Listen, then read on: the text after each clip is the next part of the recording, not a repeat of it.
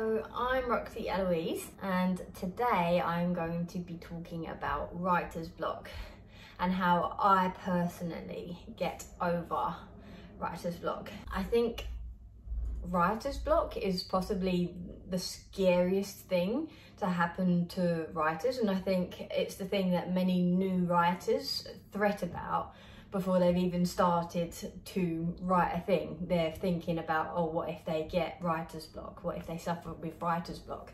And the thing I would say is to stop thinking about it like it's a physical block, like it's something actually physically in your way, physically blocking your creative flow, because there isn't anything physically blocking your creative flow.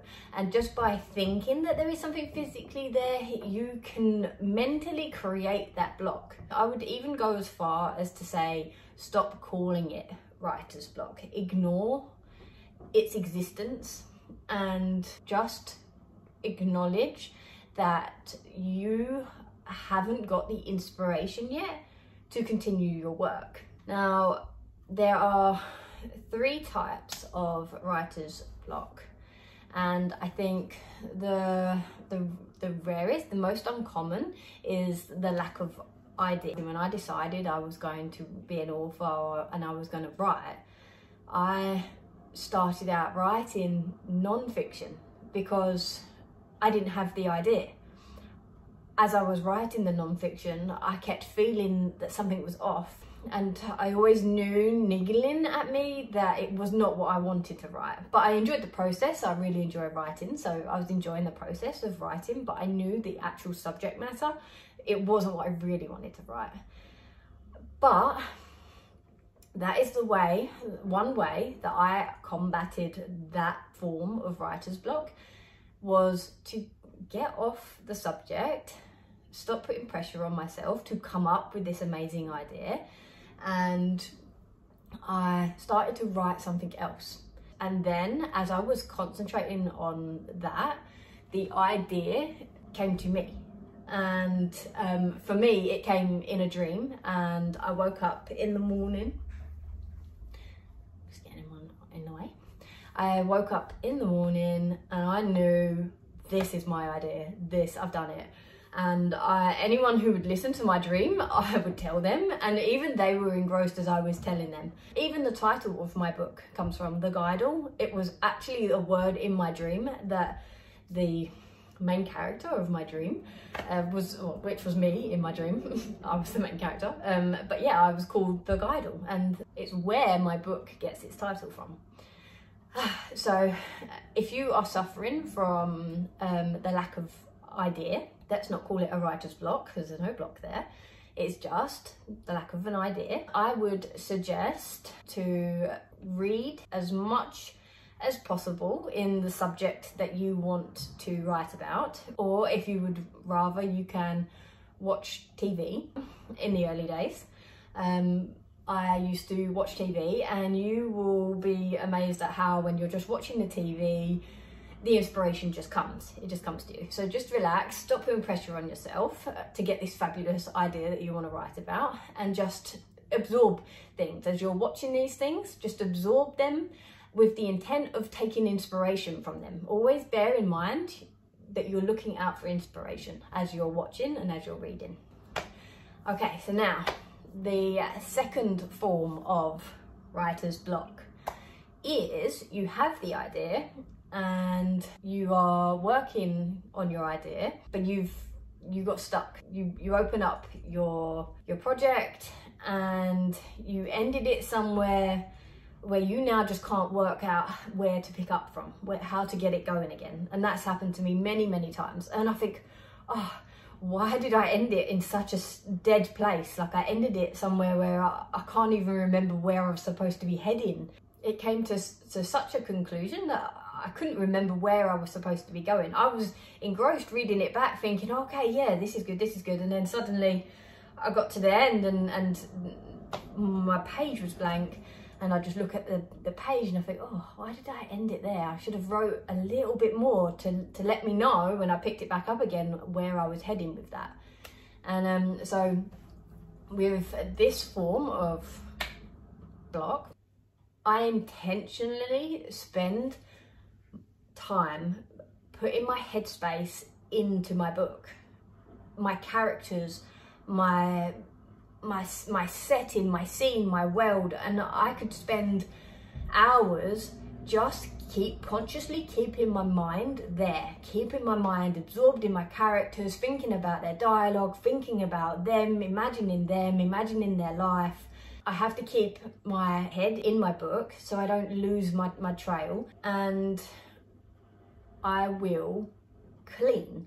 Whilst I'm gently placing my thoughts onto my characters, I will just clean, because my mind is preoccupied, but it's not concentrating, and it is left to wander unconsciously.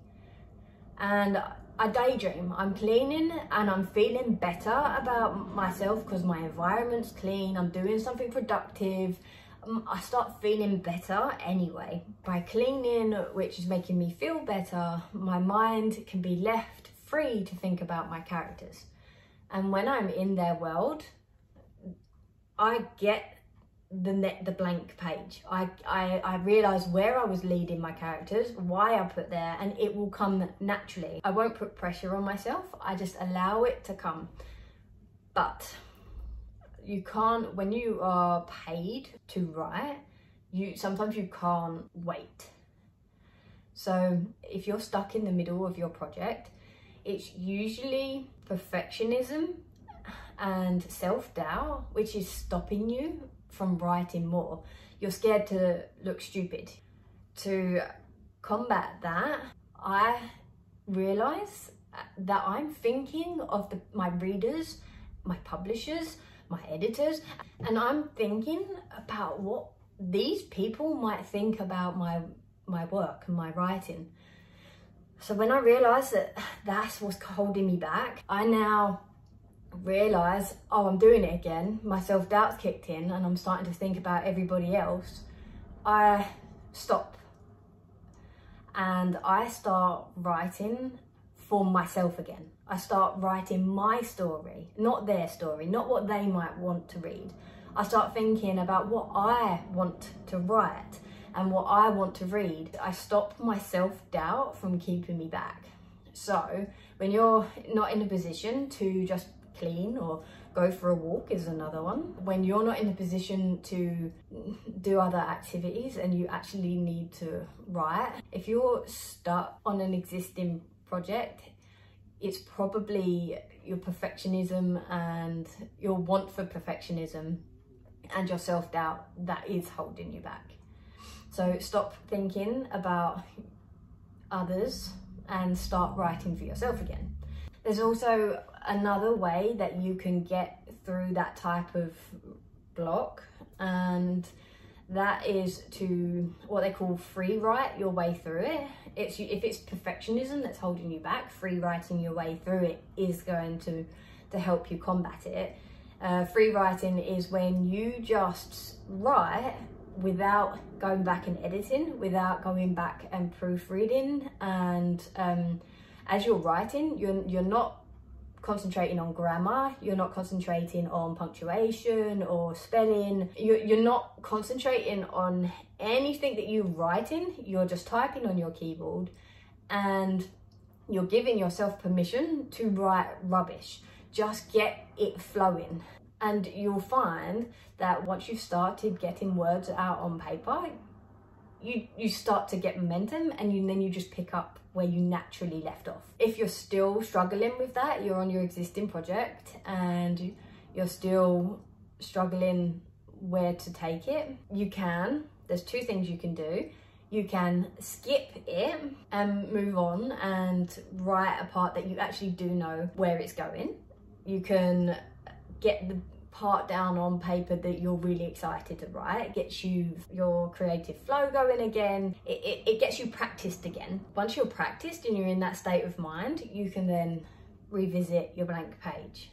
If you can't go forward and write, you can go back and read through what you've done and see whether there's somewhere where you came to a crossroads and you took the wrong turn. and maybe that's where you're now at a dead end. Sometimes going back and rereading it, you might find actually where you took your characters in the wrong direction, or they took themselves in that direction. Usually I find it's the other way around. Usually I find I took them in the wrong direction. Usually my characters take me in the right direction. They might lead me astray, but I usually find that the story gets better from it. And now, finally, is the last type of writer's block, which is no motivation. And let me say that most experienced writers, they cannot afford to suffer with no motivation. So really it's probably the most common for new writers, but for writers and authors who get paid for their work and they can't afford to have no motivation, there is something they force themselves to do which gets them through that writer's block, which is to just open up your project, sit in front of it, and get yourself into a daily writing routine. They know that the longer they stay away from their project, the further away they feel from their characters and from their writing, and the harder it is to get back in it. So it's important to get a daily writing routine. Even if it's like a small recap of what you've already done, you need to just bring yourself back in their world every day. Keep it alive, keep it fresh. What you can do to help motivate yourself to write is to give yourself a really low goal and say that you're going to write just 50 words, and that's very little. It could be a few sentences. But when you start achieving your goal, it motivates you to keep writing, and you can then increase your goal. So if you are really struggling, set yourself a goal of 50 words for that day for 2 weeks. And sometimes you can go over your goal, that's fine. You can go over it, and that's even better. But for 2 weeks, you're going to meet this goal. And once the success of you meeting your goal, it motivates you, and then you can increase your goal and now say, okay, I'm going to write 100 words a day, until in the end you can easily set your goal to 1,000 words a day and achieve it, and you will never come up against that type of writer's block. I think for low motivation, once you're sitting in front of your work, give yourself permission to write nonsense, write for fun again, write for yourself, write anything. It will really help to put you on track. You'll get your creative flow, and it will just start getting easier. And there we have it. So I think most importantly, stop seeing it as a physical block, because it's not. Try and deny its existence. Don't acknowledge it. Don't worry about it. And do a few of the techniques in this video. These are the ones I use, and if I come across a lack of inspiration, these are the things that I do to get it moving again. If you've got any questions, you want any more advice, you can message me on Twitter at RoxyEloise_. If you like this video and you want to see more content from me, I will be posting every week. Thank you for watching my video, and I'll see you in the next one.